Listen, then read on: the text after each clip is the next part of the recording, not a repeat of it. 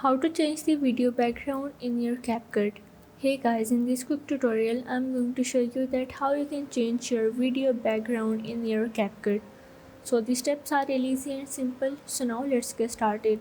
So first of all, you have to open up your project in your CapCut, and from here what you have to do is simply select the background that you want to add in your video.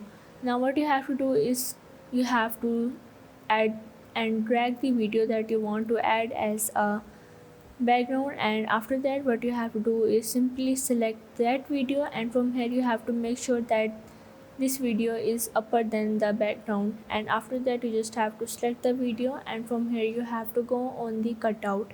As you can see that here in the top right corner there is the option of the cutout. You just have to click on it, and from here you have to turn on this auto cutout. From here you are able to remove the background, and as you can see that's how you can change the video background in your CapCut. So if this video helped you out, make sure to like and subscribe the channel, and see you in the next video.